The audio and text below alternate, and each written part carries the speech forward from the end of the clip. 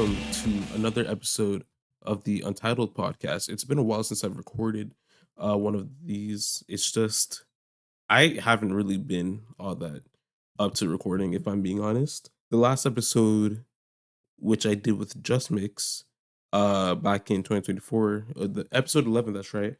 Uh, that that was a retake. I think I've already kind of explained that back in that episode. But for today's episode, we have an artist who dropped an album as recent, which what despite them being such a small artist, it definitely got, quite some following from that album alone. It was somewhat of a collab album between her and another artist by the name of Super Collider, who mainly provided samples from what I know. I could be wrong, I don't know. But we have Lua Trilogy. What's going on, Lua? What's up? Thank you for having me. No problem. Like the album Sunbelt Princess was the only album I ever listened to by you. But like before this, it was the only album I ever listened to by you. And I wouldn't say Super Collider. I have listened to the Super Collider album from before, but after listening to the album, I was like, yeah, I'm definitely gonna have to have Lua on at least. So I messaged you. Nice. You told me to listen to like two more of your albums. That being, do not ever be afraid to don't ever say, I can't remember the name of the fucking title for my life. You know It's the a one. little very complicated. I Yeah, do know the one you're talking about. Yeah. yeah. That and Great American Dynasty. Now, both Mhm. albums, along with some about Princess, all are great and all are very unique. I don't think I've heard that much albums uh that have a similar sort of sound to them, especially something like Great American Dynasty, if I'm being honest, which was for Palestine, am I correct? Yes. Yes, it was. Yeah.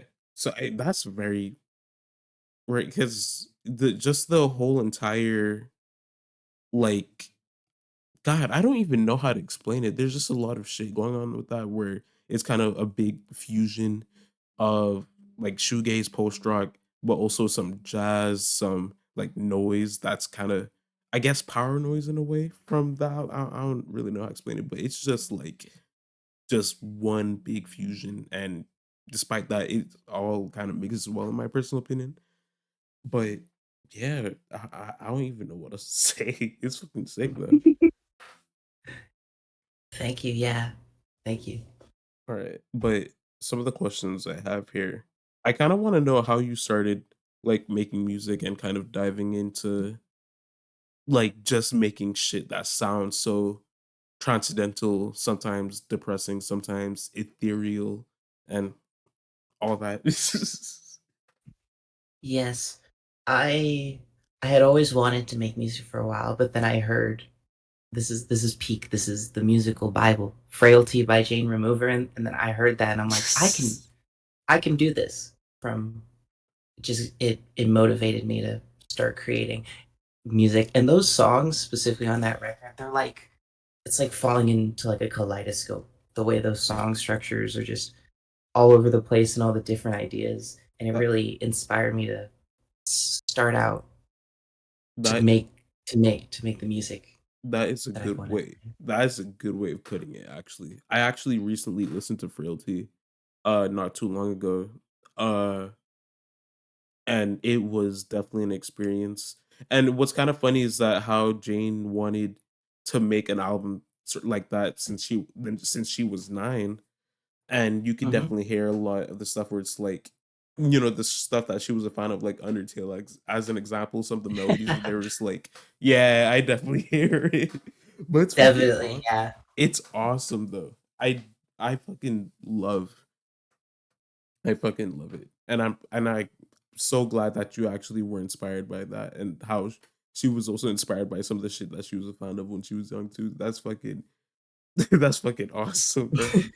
Definitely, yeah. Oh, speaking of Undertale, just like video game soundtracks, I think are also like whether it be direct or indirect or a major inspiration. Hmm. Like the melodies on Undertale, also just some of the harmony on a lot of those songs, like Yeah. Falling Down. Like it's so it's uniquely there's like a it's like you're nostalgic for it even if you've heard it the first time. Like, it just Mhm. has that fleeting quality to it. And also, like, the ambient textures on the Minecraft soundtrack, I think have also influenced my music, especially the ambient, more ambient inspired tracks on a lot of these records. That's interesting. Yeah, it's been a while since I've heard some of the Undertale soundtrack, back when I was, like, in high school, which Mhm. a part of me does not wanna go back to those times, Imma be honest, a part of me does, Yeah. but it was just, like, the sound what's fun I was a big fan of Undertale, but the funny thing was I didn't actually play that game, and I think I only played, like, Deltarune. Right? And Mhm. recently there has been a sale where Undertale was $1, so I'm hoping to play that. Yes, yes. So yeah, that's awesome though. I love how Toby's like music has inspired Toby's game as a whole actually, or just Toby himself. It kind of inspired people to make music. It's just been great, bro. Um, Yes, definitely. I also kind of want to get into like why you chose this sort of style of music, and that's kind of because despite me only ever listening to like 3 of your releases, I know that you have delved into so many genres.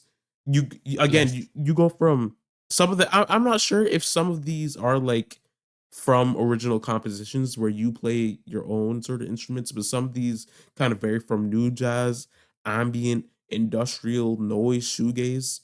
Like what? Yes, there are a couple records that are majority plunderphonics, like, Yeah. or majority samples, like the Future Funk and the new disco record that came out last year, Ooh. but a lot of these I have a heavy hand in either the instrumentation or, the composition of that. Like, Don't Ever Be Afraid of is there's very little outside samples. It's like VST plugins of horns and stuff to create Mhm. a lot of those textures.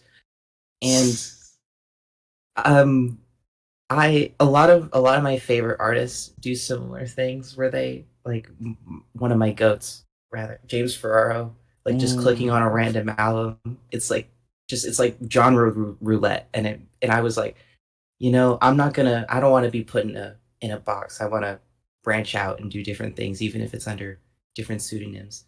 I I just very awesome. I love that. I'm sorry to cut you off there if I did, by the way. Oh, you're good. Alright. Yeah, I did as many independent or small independent artists, especially on the rate your music circuit. I did start out with weird shoegaze and like hyper pop ish combination. I was that record's definitely rough. It's not really available anymore. My first record, Damn, but definitely pivotal for my development as an for sure. Oh my gosh, that's actually interesting as hell, though. Kinda artist.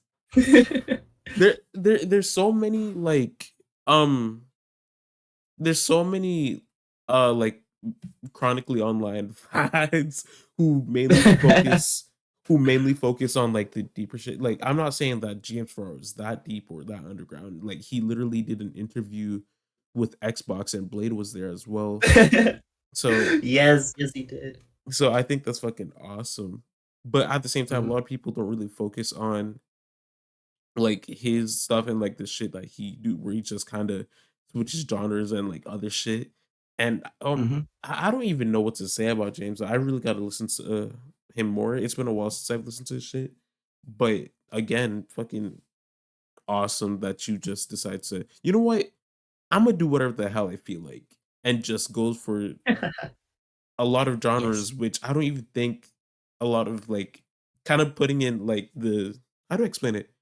A lot of like present year releases don't typically be something that's very experimental. You don't see a lot of like noise releases or ambient releases. Maybe I'm wrong, but you don't see a lot of releases like those get to the top of the charts. Mhm, Yeah. But I think that's fucking awesome though. But it's yes. not you're not gonna like specifically kind of go for a genre that's already popping off or anything like that. Because it's not like, oh, I want to do folk, and you're gonna do something like plug and B or some shit where you can't just. Mm-mm.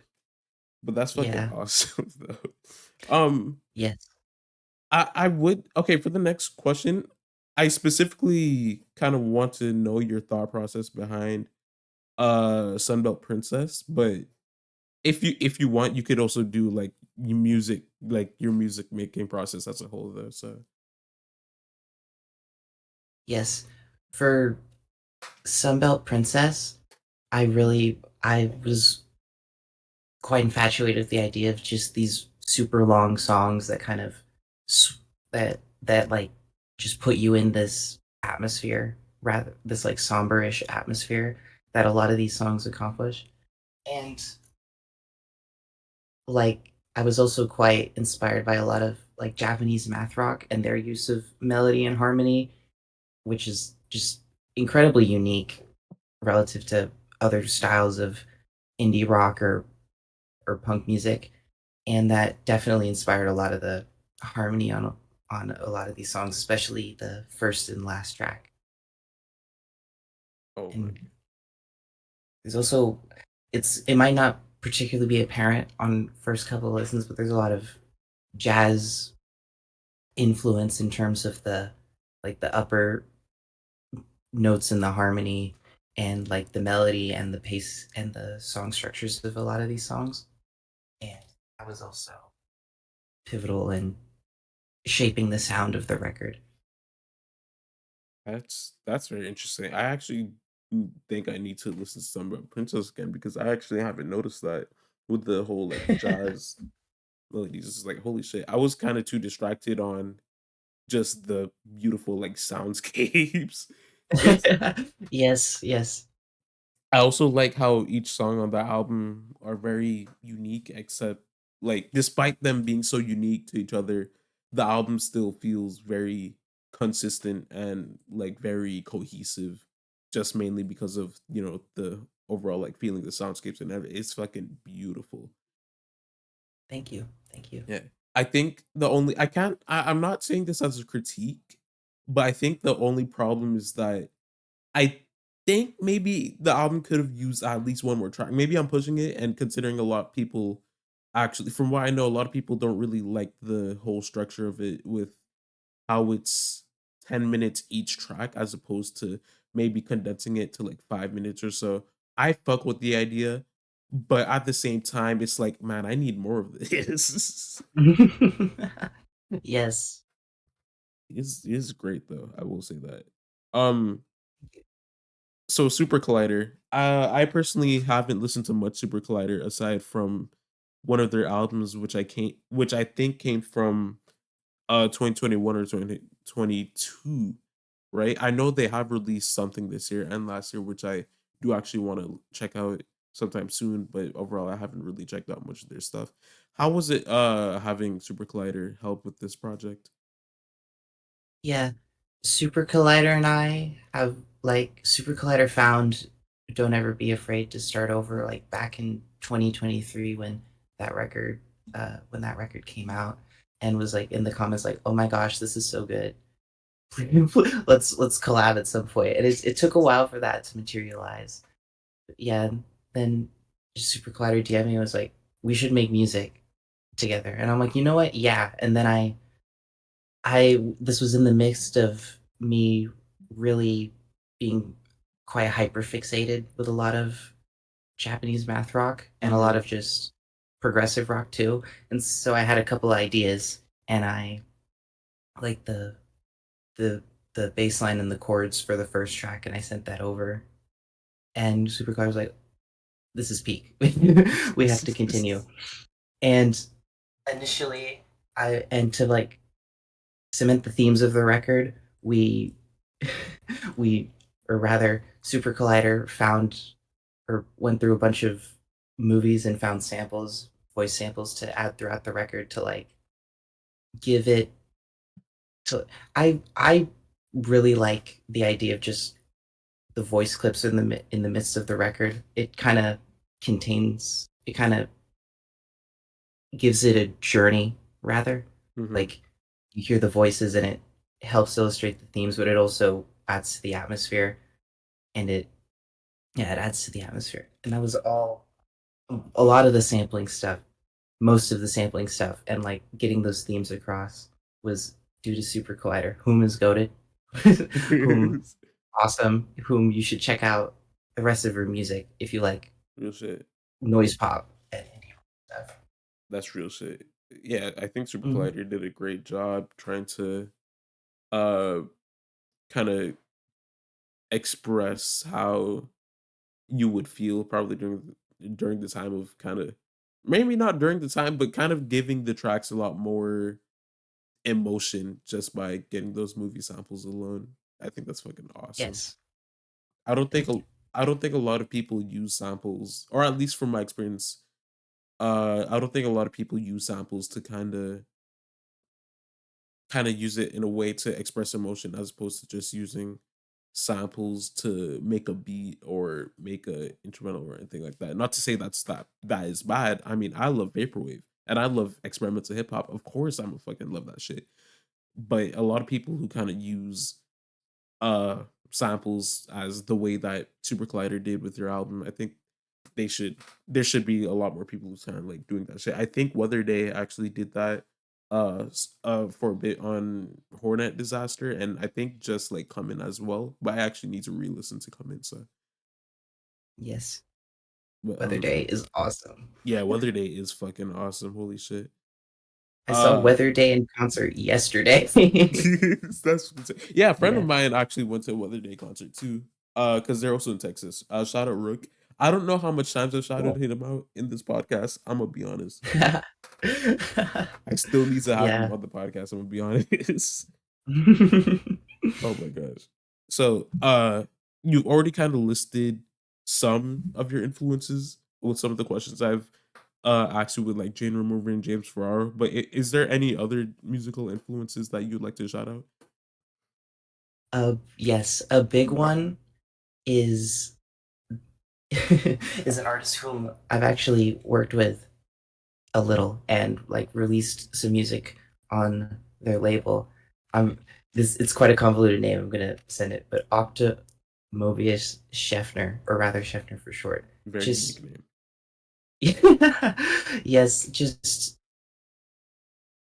these a lot of these like when I my favorite one of my favorite records of all time, Fake Opulent, which was released in 2023 under their pseudonym is Sleep Country. It was Mm. just it absolutely blew my mind. Just the way that these just what on the surface is might just seem as like random samples of like or tribal ambient music. It just feels like such a this might sound a little odd, but it's just like a if to me it felt like such a great representation of just like being human. Like I could just feel the raw emotion while listening to this record, and it really inspired me to, especially with the more sample heavy and the sound collage stuff that I've made. Oh, I Yeah. think I've seen this before. Holy shit. Yes. Yeah, I actually haven't listened to this album, but I think I'm gonna need to check this out. Holy shit. Oh yeah, that's a beautiful Mhm. album cover. Yeah, I'm definitely gonna check this out when I have the time, hopefully. Yes.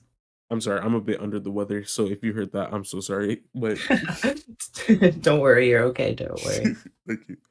But yeah, that's fucking awesome. I haven't really listened to much tribal ambient. Again, I know James is a very big like tribal ambient like maker, I guess, with Jarvin 9, which I haven't listened to. That shit is 6 hours. I'm not listening to that anytime soon, to be honest. But Yeah. still awesome nonetheless. Uh but yeah, I need to check that out. So there's this album. I haven't listened to it personally, but when I listened to Do Not Ever Be Afraid to Start Over, I did think about that album like a lot. Especially after the second listen, I was like, wait a minute, why this kind of reminds me of this, right? But come to think of it, when I actually saw the upload for it, I think someone re-uploaded the whole like visual album for it because it's been taken down. and I saw you commented under it. The album is Heaven's no, that's not the name of the album. Teenage Poetry by Heaven's Emperor. Was there like some influence from that you've taken from for Do Not Ever Be Afraid? I can't talk. I'm so sorry. Don't worry, you're okay. Yes, I think so. Whether it be I just found the video in my comment. How does how does this even exist? This is so delicious is what I wrote. Yeah, a lot this I just the yeah, the ambient and the vapor noise and just the crescendos on this record, it definitely inspired a lot of Do Not Be Afraid to Start Over, I think. Yeah.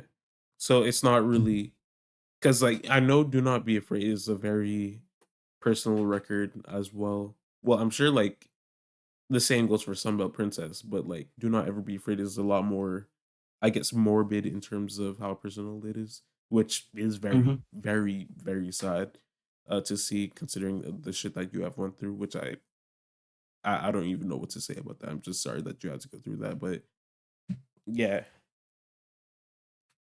yeah, Mhm. that's just like the main thing. Yeah, that record does wear its heart on its on its sleeve. It's Hmm. yeah, very somber record. Like just reflects the my mentality at the time. A, Hmm. a lot, but thankfully, and just personally, the more recent music, the most my more recent music that'll come out soon, a lot more hopeful. Especially the couple of the EPs I've made that are also sound collage adjacent.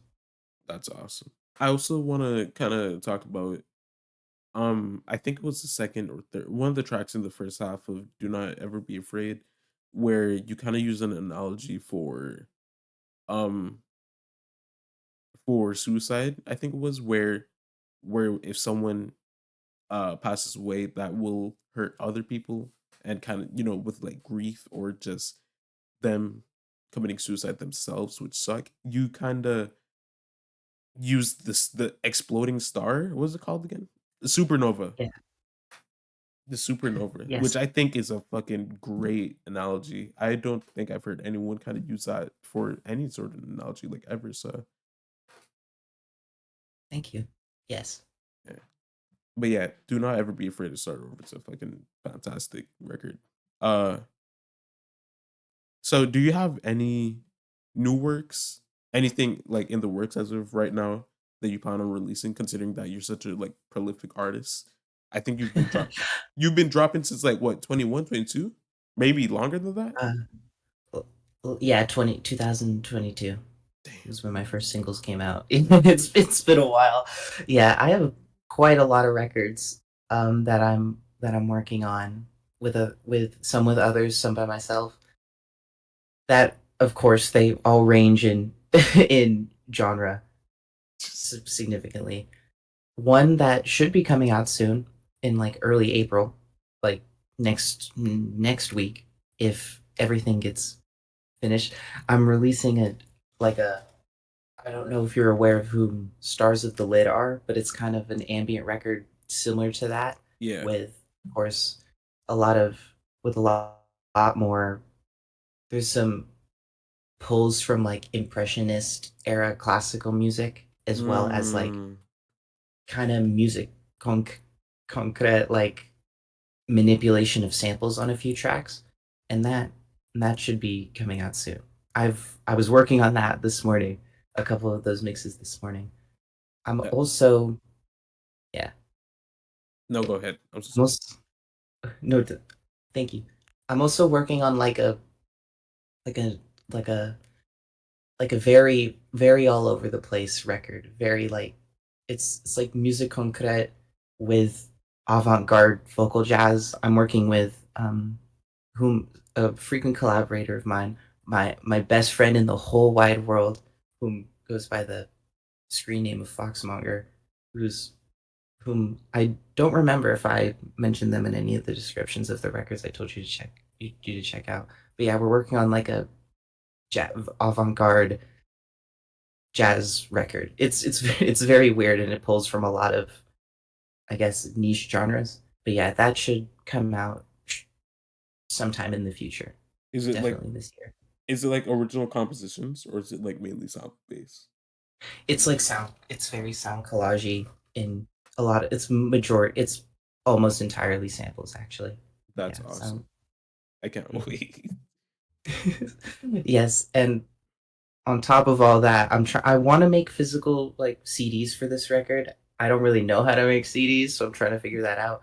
But I I'm making a Vocaloid synth pop record, electro pop rather, and that should come out soon. Like the artwork and stuff is done. I'm like tweaking it very so slightly to make sure like every second is perfect to my ears.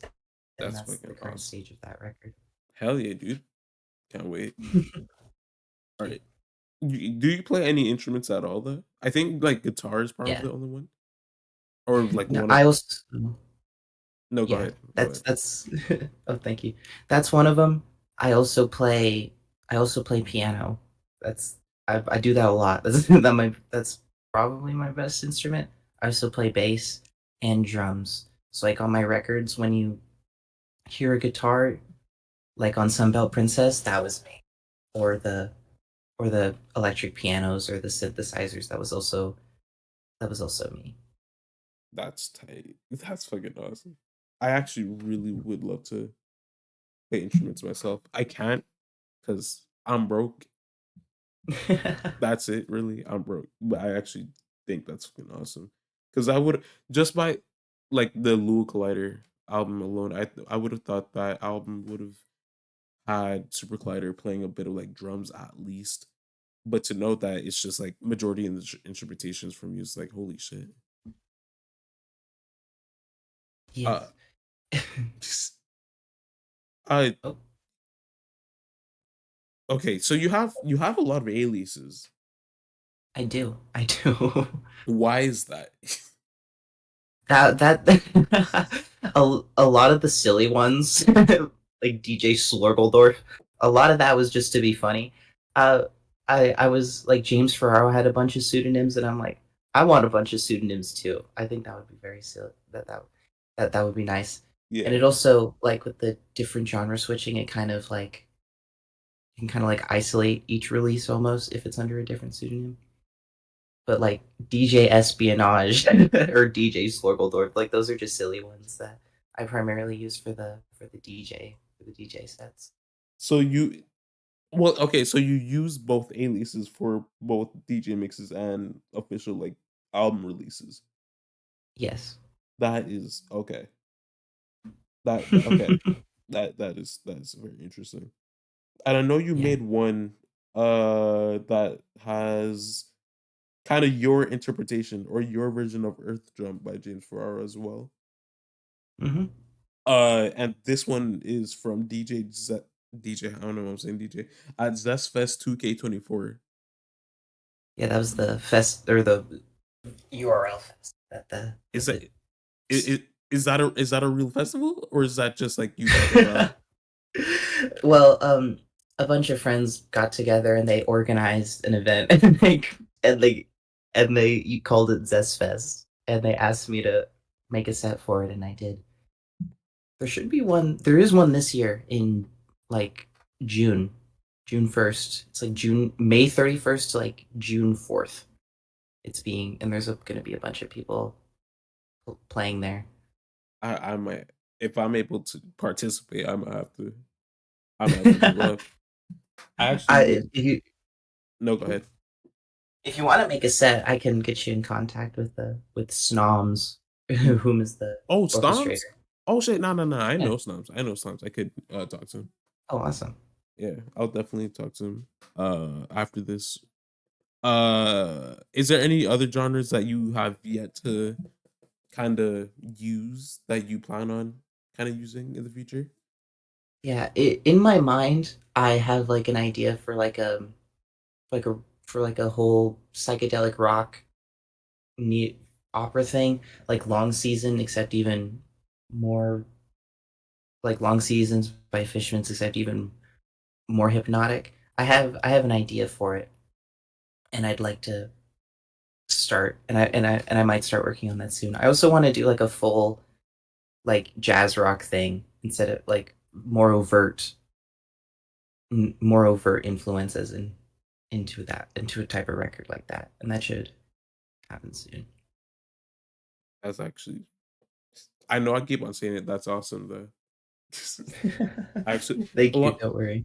a long time. I don't think there's. Again, I'm not really someone who listens to a lot of like longer form songs. I think like the longest song I would have in rotation is like around 9 minutes, and that'd be like Jill Scott Heron's "The Prisoner," which is a Hmm. fantastic song. I really recommend people to check it out if you Yes. haven't. But yeah, I actually haven't really listened to Long Season, but to see that you're doing that, I actually, yeah, especially in like your style with after listening to some of Princess and the other two records, of course it's gonna be like very interesting to hear. So, Thank you.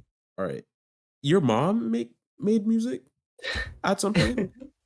Yeah, long ago, but yeah, she published a record like in the early 2000s, if I'm remembering correctly. Was She had she a she worked with the label. was she one of the reasons why you started making music? I yeah, both of my parents were they were both musicians at some point in their lives. My mom's a singer and my dad played like bass all in like concert bands throughout high school and he had his own band. And they definitely made music an integral part of like my upbringing.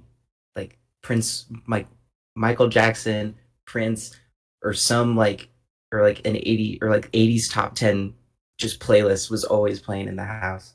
Or like Selena Quintanilla. Like just there was music everywhere in my life. And I do think that that facilitated my strong desires to make music. I owe everything to them. There. It's almost.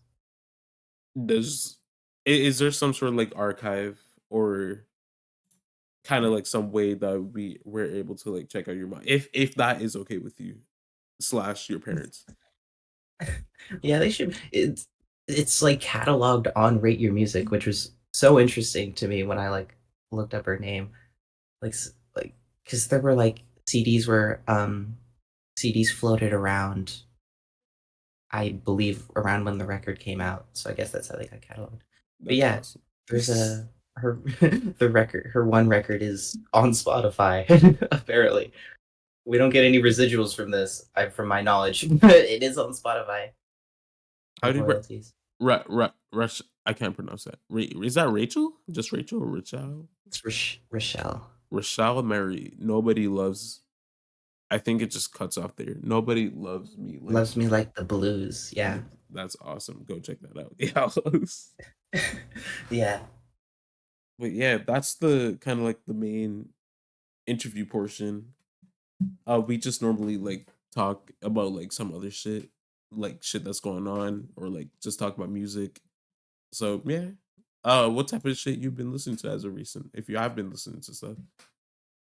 I have as of I'm currently listening to LCD Sound System right now, Sound of Silver. This album is just so good. I actually Uh, haven't. Oh, go ahead. I'm sorry. no, don't worry. You're okay. My thought was complete. All right. I actually haven't gotten the chance to listen to LCD Sound System as of yet. I've been, I think, a bit more interested in doing so, mainly because a bucket of Jake recently released a video where he kind of talked about, I think, creativity or just kind of like doubting the stuff that you make. And he has brought up James Murphy, considering that James Murphy had started making music when he was like what, like late 20s, early 30s, if I remember correctly, maybe mid 30s. And Hmm. there's some other shit going on, but it was like, yeah, of course, just an overall inspirational video. Check it out if you haven't. I think this is mostly this video that has came out where he mentioned Porter Robinson, JPEG Mafia. I think there's a fourth artist who I completely forgot about. I don't know why I'm drawing a blank to their name, but it is a great video that I do recommend people checking out, especially if you're not really feeling like all too well with the shit that you're making. Tyler the Creator, that's who he mentioned. Oh my goodness. Such a big name, except I fucking forgot about it. All right. Is there is there anyone else you've been listening to?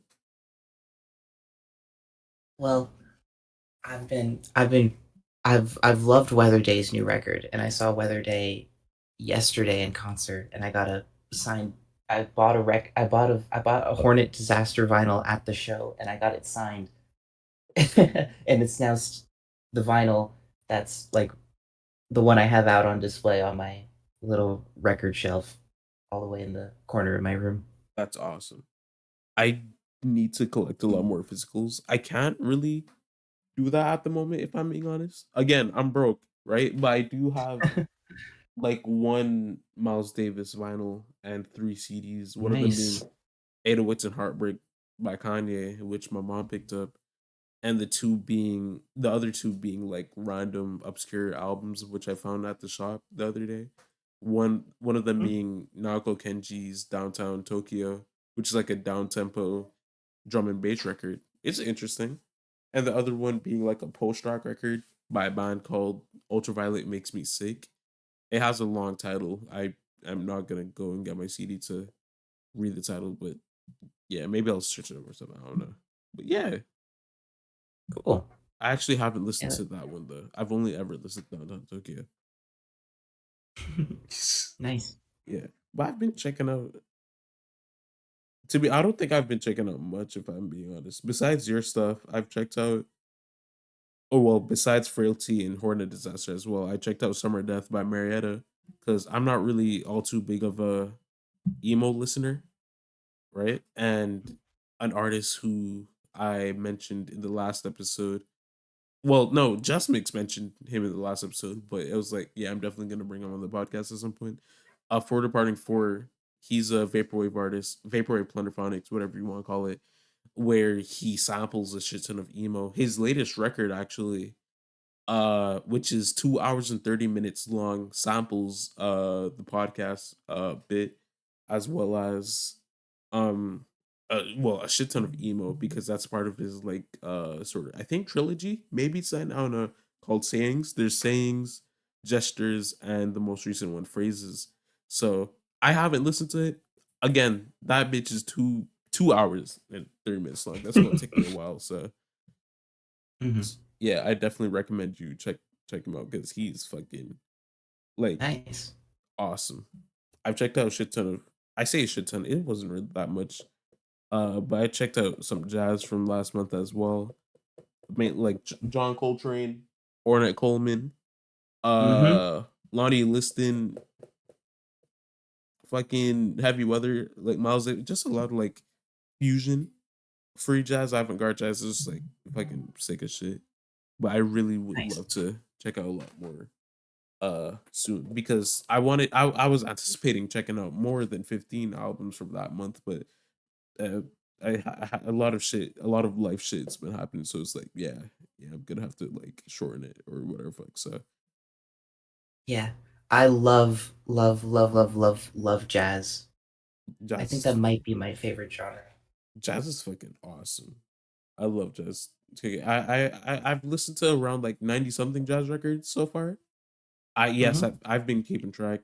Um, because again, jazz isn't really that much of a like genre that I've been like, when getting into music, it hasn't really been that much of a genre I've been wanting to get into. I only ever listened to Headhunters by Herbie Hancock. That was my first jazz album. And Nice. I was just like, you know what? I gotta listen more. So I listened to like, Miles Davis Kind of Blue, Miles in the Sky, in what's it called again? In a Silent Way, Bitches Brew, Mhm. some John Coltrane here and there. And yeah, it became like, I would say it's one of my favorites as well. But it hasn't really been that much of a genre where I would put it on casually. But overall, still a great album, great genre that I do recommend people. A lot of people say, "Oh, I don't listen to jazz. I don't like jazz." You haven't found you haven't found the right thing for you, and that's the thing when it comes to Exactly. genres. Yes, I agree very wholeheartedly. Yeah, jazz is I've like Miles Davis, like the biggest artists. They're just all so good. They're just all so goated. Like Indeed. I Yeah. What Miles Davis vinyl do you have that you said? Kind of blue, except there's kind of a problem with it. Not necessarily how do I explain it? All right. So that was like my first ever vinyl I picked up because it's as of recent, like sometime last year, where there's finally a shop that sells vinyl. And then I was like, oh my gosh, I actually have a chance to buy vinyl. And that was my first one. I think that was like around 20, maybe $30. I did not have a record player at all. I do have one now. I don't use it. It's not like a premium. It's a yeah, Crossley Cruiser. I know a lot of people, a lot of audiophiles, a lot of vinyl collectors aren't gonna like that, but fuck it, whatever, right? But the thing is that I've opened it before I had a record player, and it's been collecting dust. It still sounds all right, but it's just that I haven't really been using all that much though. So I've just mainly thought, you know what, I'm just gonna buy CDs from Yeah. here for a while. So Yeah, I have a lot of CDs. That was first like the first physical medium that I bought a lot of. Yeah, I have like a whole CD shelf or a rack of CDs. It's not completely full, mhm. but it's like four rows and three of them are. There's a lot of like just it's a very all over the place stylistically. There's a lot of rock records I have on CD. I have a lot more jazz records on vinyl. Do you think some Yeah, of them I love. it Hmm? are some are sorry to cut you off. Are some of them from like your parents? If They they Yeah, a few of them are. Yes, okay. I bought a majority of them myself because a lot of their record collections were kind of just in the garage for like a decade. So they're not really the best to keep. I do. This is a great story. I don't know if you know who ELO is, the band Electric Light Orchestra. Yeah. They made Mr. Blue Sky. I have This is from my dad. I have a signed greatest hits record by every member of ELO, and it's currently on my wall right now, That's fucking or just hanging on the wall. awesome. It's so Yeah, it's that's a heirloom that'll never be sold. Like that is a priceless relic I am in the possession of. I actually haven't really I'm not really someone who I don't listen to yellow, right? Mhm. I mean I'm a bit interested in them, but overall it's like I'm not really sure if I'll be down to listen to them. I I don't really know why, but yeah. I think Mr. Blue Sky is a cool song, but overall it's just like yeah. Mhm. Yeah, it's a it's a stylistic thing. Yeah.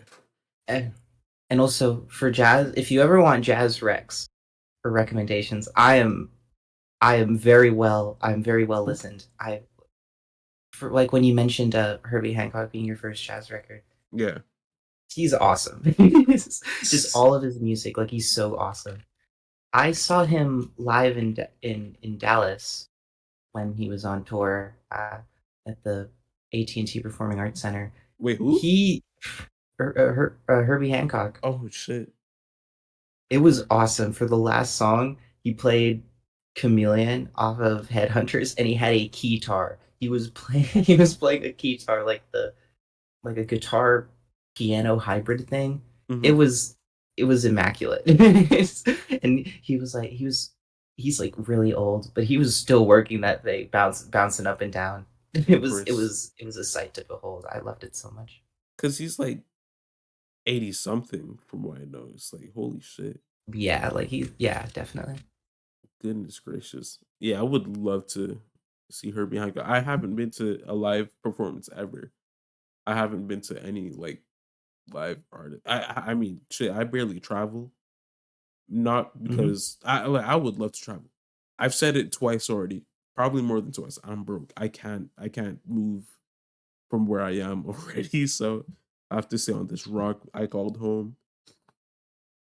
But I Mhm. think it's fucking awesome because I would love to go to like a jazz performance, especially. Not to say that it'd be better than like any other sort of live performance, but it's like, come on, dude. Yeah. Like, it's like seeing a big band live perform is like there's just a certain like indescribable feeling of like just the wall of sound that hits you Hmm. when like the trumpets are blasting their highest notes and the saxophones are locked all in tune and the trombones are just it's just like it's an incredible experience. Yeah, Like I for big band and even just like small combos like piano, bass, guitar, or fusion bands like the Sonic Orchestra or it's an odd pull, but yeah, like or the Mario Kart Orchestra. Like it's just all incredible. Like every aspect of jazz that you can listen to live. fusion is fucking great, and I'm glad you actually brought up the Mario Kart soundtrack because that's a lot. That's like I'm sure that's a lot of people's like introduction to jazz fusion, but jazz fusion as a whole is so different from like depending on which band or like era of jazz we're talking about. Which Mhm. first off, I want to make a video on jazz fusion. I've already made a video on avant-garde jazz. And it's all right overall.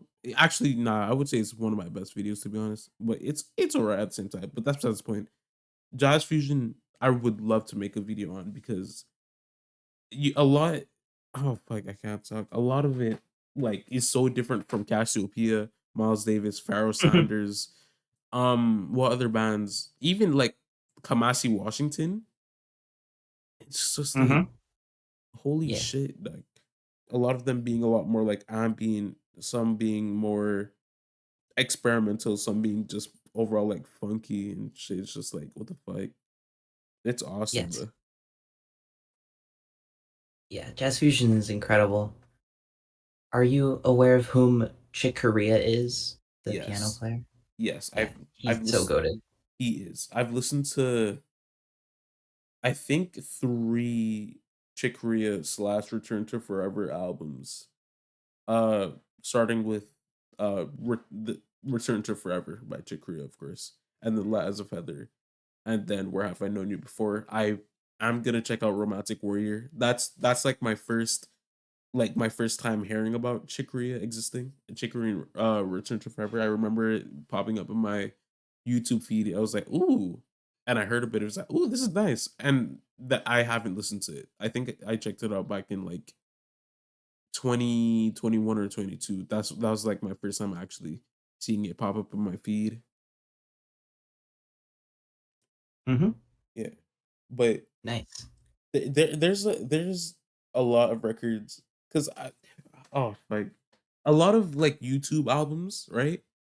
Not necessarily albums that okay, how to explain it?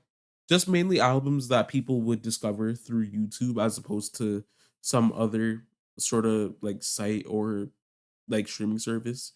Like a lot of people wouldn't have discovered Master of the Fermenting Dregs as an example if it wasn't for YouTube or something like Hiroshi Yoshimura, who's a Japanese ambient artist who I discovered from YouTube, as well as some other Japanese jazz or Japanese ambient obscure shit from YouTube. Just mainly Japanese artists all around.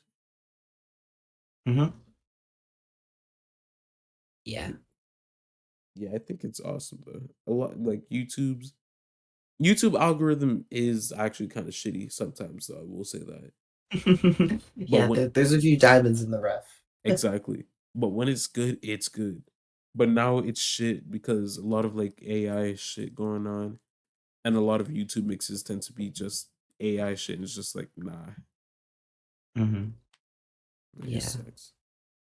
Yeah, there's been a lot of records I found just like the album cover looks interesting and it's in my YouTube recommended. Like like YouTube recommendations is a very powerful tool in music discovery, even if it's kind of just it's like just throwing darts at a board. Yeah. it's fucking awesome. Like I can't Yeah. name much like projects that I've listened to that were on YouTube. I could name Master of the Fermenting Dregs, World Is Yours. I've listened to uh Himiko Kikuchi's Flying Beagle. That's an amazing jazz funk record. Mhm. Yes. And of course Hiroshi Yoshimiya's Wetland, which is a very soft, very I think luscious, if that's the right word, Mhm. ambient album, which I need to re-listen to, as well as listen to other shit from Hiroshi, rest in peace. But it like YouTube gotta recommend Mhm. more shit like that. Holy shit. Yeah, like, I love, love, love Flying Beagle. Like, when that got added, to streaming officially to streaming services officially, I was so excited. It's goodness. Like, I the title track, Flying Beagle, I transcribed that to play with a little jazz combo. I just the harmony on that and the performances on that record are just like, it's next level, it's just so good. That's awesome, dude. Transcribe.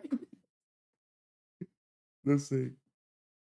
And Oh. the thing about that song that is which they did this a lot back in the '80s when they were mastering their music, is that to like to like to have it capture your ears more or to like get or to like catch you off guard more, they would like slightly speed it up. They would speed up the master recording to like give it more energy. But what that does is it pitches it up slightly. So Hmm. it's like that song isn't exactly in C or exactly in D flat. Like it's in between pitches, but it still sounds fine. But Yeah. like when I was trying to transcribe it and I was trying to play the melody on my piano, like it was there's a very apparent dissonance because like the notes were in between keys. Goodness. Janet Jackson did that with Rhythm Nation. That song's also in between. I actually need to check out Janet Jackson. Holy shit. She's so goaded. Yeah, I still need to check out uh Thriller by Michael. I've only ever Mhm. checked out what's it called? Off the Wall. Off the Wall fucking bangs the holy shit. Oh my gosh. I agree so much. Living off the wall. I don't I'm sure like sang during every episode of this podcast, by the way. It's like I'm sure I've done a lot of things multiple times for each episode. I'm surprised there's no like bingo card that I haven't made. It's like, hey, if Samson does this, add this shit to the fucking right. It sucks. No, it doesn't. No, it doesn't. Right. I'm sure not a lot of people would waste their time trying to use a bingo card based off this podcast, anyways. But yeah, off the I wall. Go ahead. No, yeah, Off the Wall is my favorite Michael Jackson record, I think. Just the percussion and like each different track and the way it's layered. Like Quincy Jones, like oh my, like just listening to Don't Stop Till Get Enough and like the fade out at the end of that song and each percussion track, like it's incredible. It's like it would you think it'd be overwhelming with like all the auxiliary percussion, but no, it all fits together perfectly and it doesn't overpower any other instrument in the mix. It's like so perfect. It's like to be studied. Yeah. Yeah. You ever like listen to the song that you think is like too short for its own good? Like you think a song that should I don't know why it's worded like that. You ever listen to a song that should have been longer than it already is? Yes, Yeah. I have a few in mind. I like, of course, with the advent of like short form social media, you gotta. It's more profitable to make shorter songs because you can get more streams or whatever. Mm-hmm. But like, I do think of like a lot of these songs would benefit from just like an extra chorus or like an extra verse or like one more section. Like Word. I love Pink Pantheress so much, especially her first mixtape to hell with it, but a Oh, lot of these songs I just wish were a bit longer. mm-hmm. To Hell With It was a good project. I feel like Yeah. it was quick. It's been a while since I've listened to it though. But it was like a nice record. It's quick. I think I must apologize. That was like the big name from that record or mixtape, I guess. That song should have been way longer than it was. I must apologize. That shit should have been longer, bruh. That shit should have been like, what the hell? My gosh. Yeah. My example, I would say, is Romanticist by Yves Tumor. Uh Mhm. Yves Tumor is a fucking amazing artist. Safe in the Hands of Love is one of my favorite albums of all time. And although Romanticist doesn't come from that record, it comes from Heaven to Tortured Mind.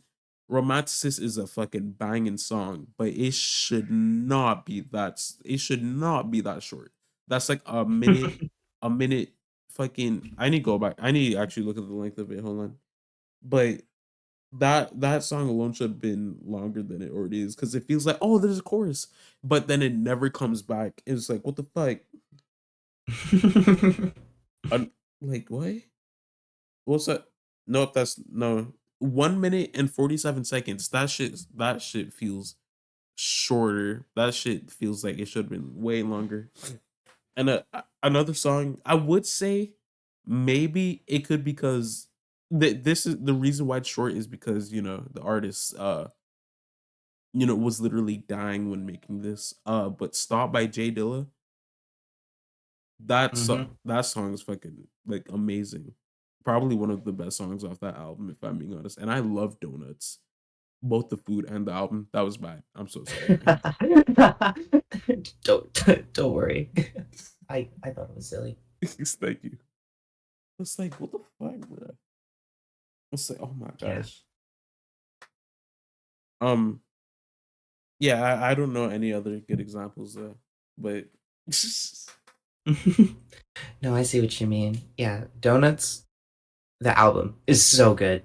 yeah, Jay Dilla was just an incredible force of of incredible producer and just incredible, like, just the way, incredible like, force of it's creativity overall, I would yeah, say. just yeah, force of creati just it's like it still blows my mind listening to Donuts and just hearing just creative take on all these samples, and especially just the condition he was in when he produced the record, it's just incredible. Yeah, It's, like, so hopeful, I somewhat, like, just overall, it's a great record. I love Donuts by Jay Dilla. it is. Holy shit! I need to re-listen to it. Oh my gosh! Oh my, mm, fuck! I need to listen to it. He's like that album is probably one of the reasons why I want a sampler, right? I Mhm. I want to when I get the money, I'm gonna try and buy a SP44 Mark II. Just so you wait, I'm gonna be the next J. No, I'm not. No, I'm not. I don't think anyone can replicate Jay Dilla, especially his donuts sound like nah, bro. I don't think much people can do it. I feel like if people can replicate it, it's gonna be like a rare amount of people who can actually like do shit like what he did on that record. Holy shit. Mhm. It's fucking beautiful, bro. I'm ugh. And I feel weird kind of talking about it at the same time. Not so much because of anything major or anything, but it's just that I haven't listened to much Jay Dilla, and I do really want to do that. Nor have I listened to Slum Village, which was a band that he produced for us. So yeah, sure. Rest in peace, Jay Dilla, bro. Yes. Uh, wait, okay, I completely forgot about this. I was gonna ask you this, but I forgot to actually put in my notes. Sky no wait, what? Hold on. I'm trying to remember the name. Sky No View Sky No View International. Yeah. Is that how you pronounce it? All right. Do you know if that's continuing or not?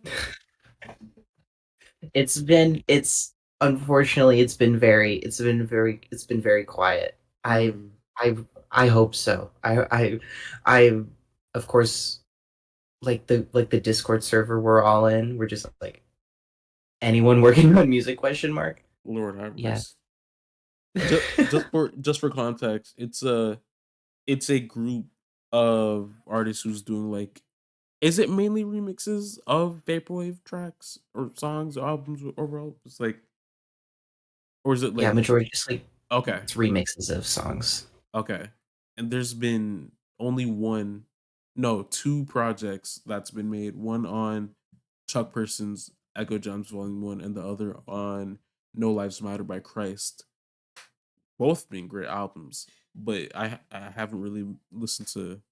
I haven't listened to much of the remixes from this guy. No, I can't. Oh my gosh, from the project, from the group project, but I know Mhm, the last thing, or one of the last things that's been posted on the channel has been the announcement for the Desanap Shroud remix album.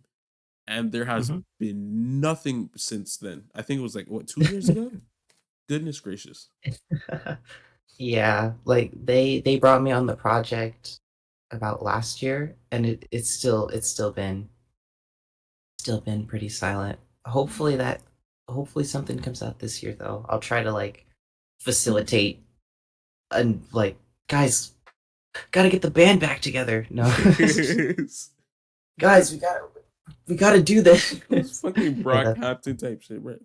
We gotta get the band back together. God, I think it's awesome.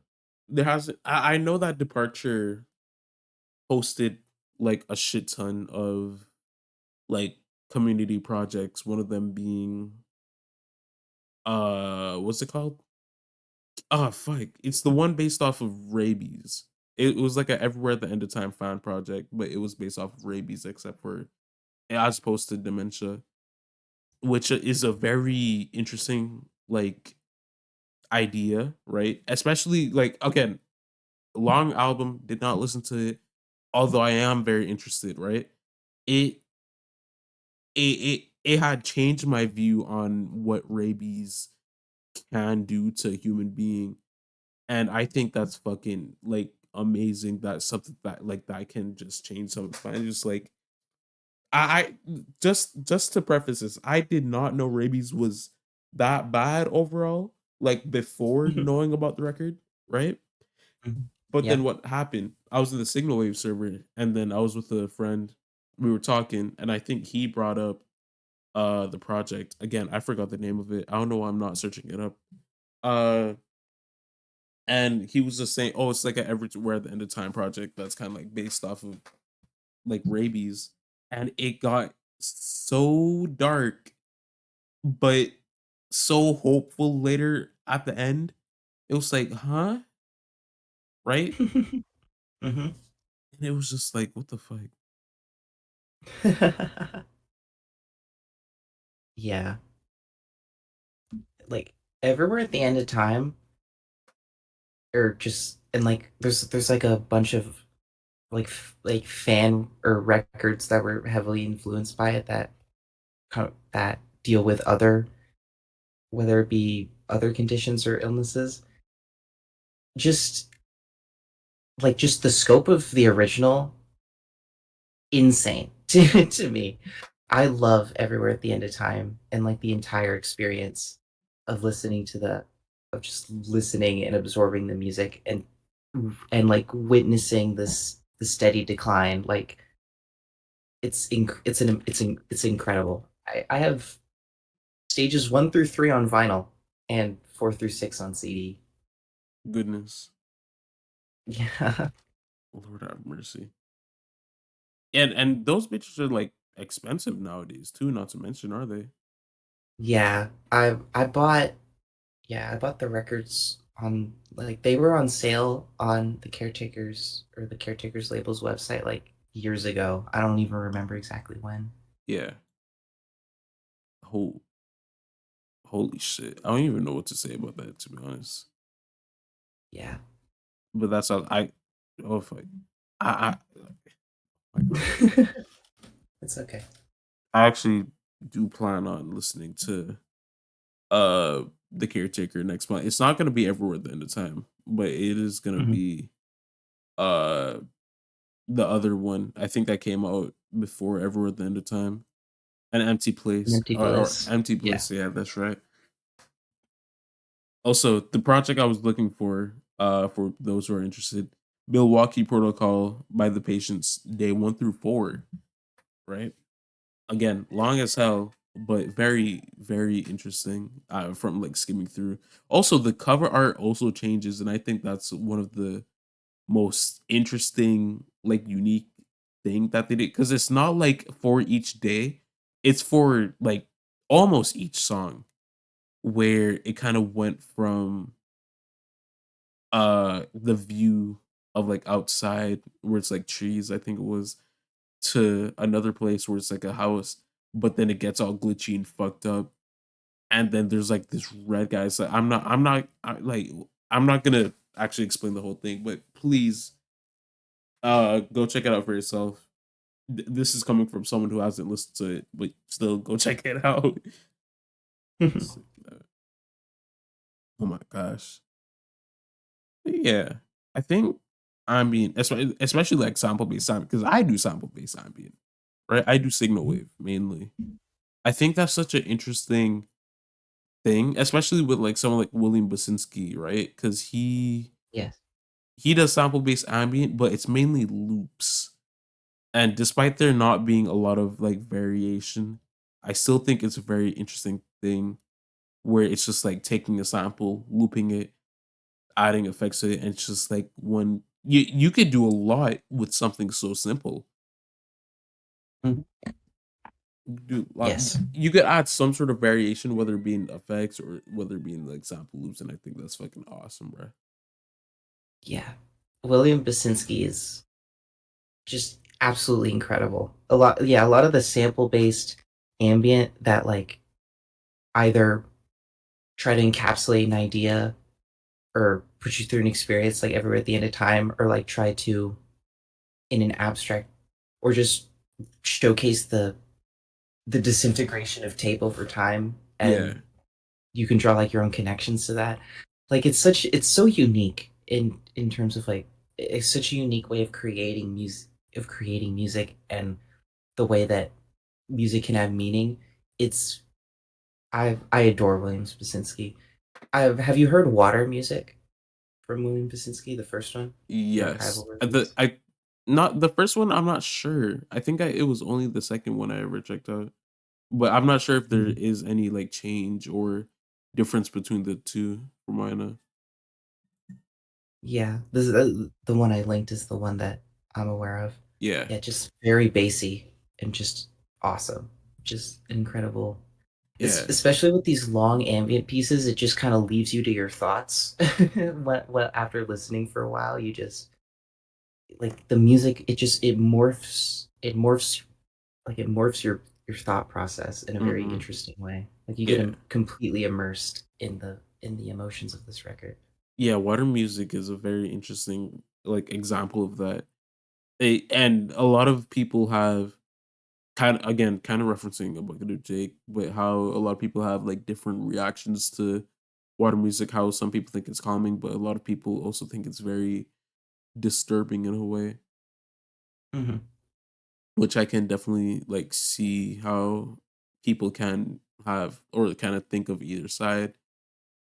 But I actually do think it's quite peaceful. But I think I enjoy Cascade a lot more, from mhm. the Deluge, I think it was called Deluge. I don't know, but Cascade is a very beautiful record. I need to check out more William though. Overall, I'm hoping to do that next month because next month is the electronic binge month I'm trying to do. So yeah, Nice. yeah. I don't know, like, how much people. I don't know. I tend to, like, regulate my listening habits sometimes. Except it's just mainly binges. There has been a point where it's like I scheduled, like, I was like, nah, bruh, I can't do this right now. I gotta go listen to this record. It's stupid now looking back at it because I had this, like, schedule. It's like, all right, this day I'm listening to this record, but it's like, what? Just listen to it when you can, bro. That's all that matters, right? Mhm. But the Yes. shit, the shit I'm mainly doing now is just with, like, binging different genres of music. Again, February was mainly jazz. Next month is gonna be, like, electronic. I have one for vaporwave and I have one for hip hop for this year as well. But yeah, Nice. it's yeah. I don't know. I think the way that I'm doing it is all right, but don't do what I did like back then. It's stupid. Mhm.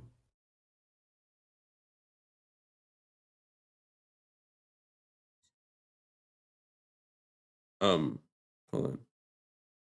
Oh. Noise music. I'm not really that big of a listener when it comes to like noise, but it is something that I still kind of appreciate for what it's doing. Uh, Mhm.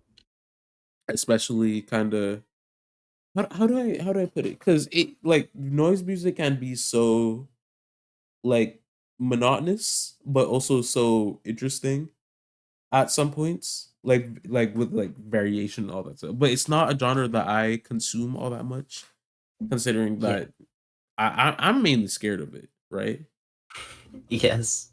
And that's why I was also kind of not what's skeptical the right word probably tiny bit skeptical when it came to listening to your work, especially Great American Dynasty, where it's like, oh, this got noise in it, and then someone said the second and third track was all noise. It was like, no, it's not. This shit Uh, ain't noise. Like, yeah, not all noise. yeah, just have you like collaging, and I think it's fucking awesome.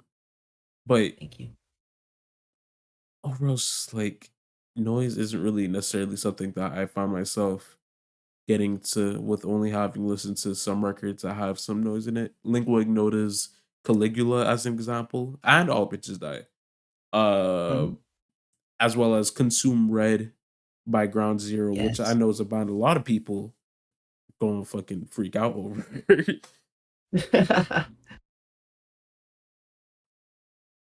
Yeah. Noise isn't really a genre that I just, like, listen to casually by myself, but when I'm in a mood for it, noise is no I do tend to listen to noise. Ground Zero is one of my favorite bands right now. I'm like, Consume Red, I've been quite infatuated with Consume Red and just the way that they distort their samples in such a unique way. How much have you been bumping that record? All the way through, not not too frequently. I have been listening to Null and Void very frequently, though.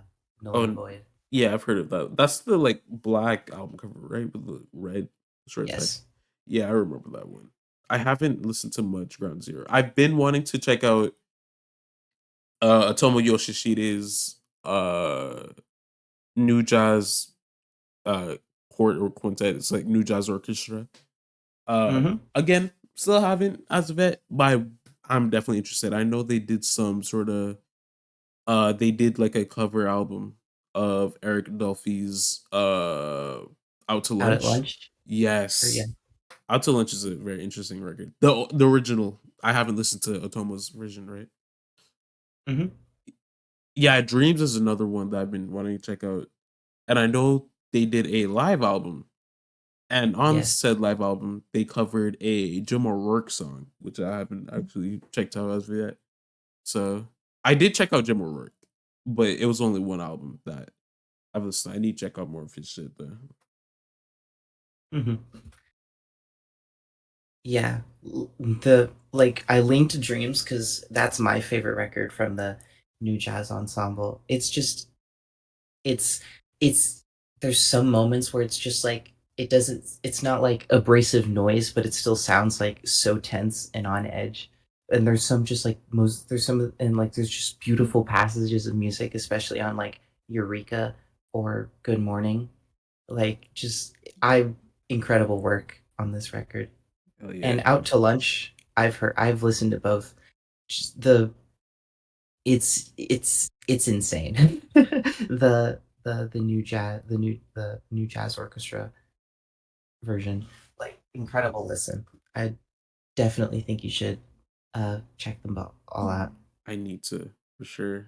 Have you checked out Mhm. Machine Gun by Peter Brotzman? I have. Ooh, that one's very that one's rough.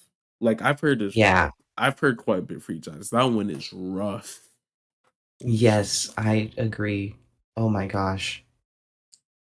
It's it's an incredible record. It's just so abrasive Honestly, like I've listened to a lot of noise. I've listened to a lot of Merzbow, but even like if I had to compare the two in terms of like which like if Pulse Demon or Machine Gun is more like uncanny or tense, I think I pick Machine Gun. There's just something about like taking like an acoustic or woodwind instrument and just making it sound like that. That's Mhm. just like so. It's like it's like it kind of like it I can like there's the connection between just like the soothing saxophone sounds I'd hear on like Kinda Blue compared to that is just it's Exactly. it's an incredible. It's just it feels so uneasy. It's just so uneasy. Exactly. Not to mention a lot of the oh my gosh, just knowing because like saxophone's such a beautiful instrument, right? And like before Mhm. avant-garde jazz, before Ornette Coleman, everyone just knew it. It's just like a beautiful instrument. But Ornette Coleman, or maybe some other like jazz artists around the same time, has turned it into something so harsh. Mhm. Yeah. I think that's fucking awesome. Like, also, not to mention, if we're talking about Machine Gun is the only jazz record. Actually, no, it's not. It's not the only one, but it is one of the few jazz records I feel like that the name of it matches the sound and vibe of the record. Machine Gun, right? Mhm. Okay, maybe I'm over exaggerating of like that statement I've made. There is definitely a lot of jazz records that definitely matches the title and vibe matching each other. But again, that one is like very, very fucking accurate compared to a lot of other records. Holy shit. Yes. Also, Definitely. I also kind of want to talk about the energy. Because again, not to put down noise musicians, but there is a lot more power in using an instrument, using your body, like your hands with an instrument to make noise as opposed to using a computer or just electronic stuff, like modulators or Mhm. synths. And I think that's fucking sick, man. Yeah. Like that mentality of like taking acoustic instruments and like either through means of like playing the of either just the way you play them or through electronics. I used the idea of like that to like as a metaphor for like the breaking down of someone's conscious or their mind on Do Not Be Afraid to Start Over, Hmm. especially on the third track. And like that blend of acoustic instrumentation and the electronic noise, that combination I was in part a metaphor for the themes the the themes of suffering on that record. Hmm. Also, another thing about noise, especially like noise and punk scenes, like even if they like just have like 15 distortion pedals and they're just like screaming into a microphone, it's a like just watching people perform noise music is so like just it's I not it I describe it as disturbing, but like not in like a bad way. It's just like you can see not only hear the emotion, but just see the like the anger or the sadness Hmm. coming out through the screaming. Yeah, It's just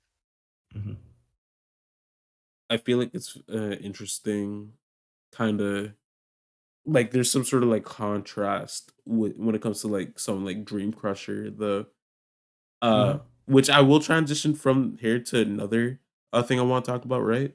But kind of focusing on Dream Crusher now, how Dream Crusher makes a lot of very like abrasive sounds, right?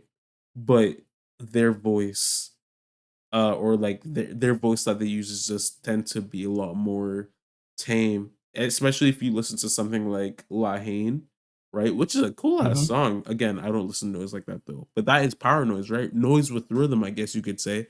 But his or their I don't know the pronouns. I'm so sorry. Uh, their their voice is just very tame as opposed to the usual like screaming out, especially during live performances. they tend to be a lot more, I guess, limp when it comes to like moving, like how there's some like whether it be like metal or like noise live performances where people are like moshing or just moving around, kind of like flailing people over, like making people like fall over, just pushing each other, right? There was a live performance where it seemed they seem a bit more, there's some sort of like tired energy from like Dream Crusher when moving around and still with that voice. So I think that's very like an interesting contrast. So Mhm. and kind of transitioning over from that to what I want to talk about is like black experimental musicians. I I think I have talked about this earlier. Maybe not as much, I'm not sure. But again, black experimental musicians, of course, they're definitely like, I can't say they're that much like underrated now, but of course, to see the evolution in experimental music, they haven't really been that much in the forefront in terms of experimental music. Though, of course, there is like Mhm. JPEG Mafia again, Dream Crusher, like Arm and Hammer, and like just mainly experimental hip hop artists as opposed to experimental musicians overall. But I still love to see how much they have kind of gone into the forefront, even if some of them are still not as popular as others. But with jazz, and not even just jazz, but like music concrete, a lot of musicians back then were black. And I think that's fucking Mhm. awesome. Not to put down white experimental musicians or anyone of any other race. I'm just kind of saying. So I think it's sick. Yeah. Yeah. Black or yeah, just people of color, experimental musicians. It's rare that they get their flowers as much as just white musicians in similar scenes. And speaking of which, there's a record I'm trying to find it. It's like a experimental of like avant-garde jazz thing record. I have it as a 10 and I want to speaking of um black experimental artists. Here we go. I found it. Like this record was just a powerful listen. And Freedom Summers by without a Leo Smith. Leo Smith. All Mhm. right. I don't know how much editing I'll do for the visuals on here. I'll make sure to put it on the screen or maybe just put it in the description, one of the two. But holy shit, how long is this? Wow, that's a It's long. pretty long. It's a pretty long listen. But yeah, just this record absolutely incredible. The uh, just the way it sounds and I just a lot of music just leaves me absolutely speechless and this is one of those records. Like I'm, I think everyone should listen to this. I'm definitely gonna have to check this out. I think I've heard of the name though. What at Leo Smith? Mhm. Maybe once or twice, but yeah, I'm definitely gonna have to check this out at some point. But yeah, just fucking great. Also, have you heard of fuck. There's another avant-garde jazz album that I want to mention. They oh, fuck. Have you heard of Coin Chapter 1? Or just Coin, I should say. I From have. okay. Okay. Yeah, Matana Roberts. That album was cool. I need to re-listen to it though. I haven't checked out any other installments, but Mhm. fuck, I need to check out more. Holy shit. Yes. Absolutely incredible. I've only listened to chapter 1. I hope I will definitely make time to listen to the rest. I I I don't remember if I remember like hearing once. This is like I don't know if this is true or not. That there's supposed to be like 9 chapters. I don't know if that's right though. I think I there's think I heard that in like a Fantano video or something. like I might be 9, wrong. like out of all the albums that has released, or you're talking about like the amount Uh, of chapters that they tend to make.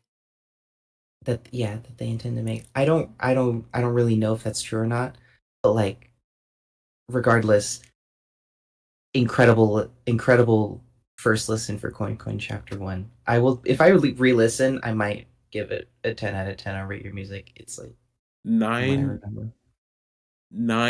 nine albums is fucking crazy though. Nine albums in one, so that's actually very interesting. But I I need to check think out it's more. not. If it Yeah. is true, if it is true. right? But I know the latest one is Mm. 5, and that came out like 1 or 2 years ago. So, Mhm. Yes. but holy shit. Uh, yeah, I think that's going to be it for the episode. Uh, Nice. I've been wanting to. Again, it's been a while since I've recorded, and a part of me have been wanting to make shorter episodes for consumption, for like easier, consumption, because a lot of the episodes I've been making have been, around 2 hours, maybe over 1 hour and 30. So I'm not sure if I'll have it less than an hour 30 more consistently. I'm not sure. We'll see. I just have a shit ton of stuff I want to talk about. But hey, Mhm. Lua, thank you so much for joining. Is there anything you want to say before we end off the episode? That to any creatives who might be listening, don't stop. Always it doesn't always always get your ideas out there. Don't stop making music and be you. Be your authentic self. I know that sounds a little corny, but it's in essence it's definitely true. That's real shit right there. That's real shit right there. Thank you. Keep on doing what you love, bruh. I don't know I don't know what else to say to add on to that, because Lewis said it perfectly. So, but yeah, I hope. Damn, there's some people screaming in the background. I'm so sorry if that pops into the recording. Um, I hope y'all have a good day, good night, wherever y'all are. I love y'all. I'll see y'all later. Peace.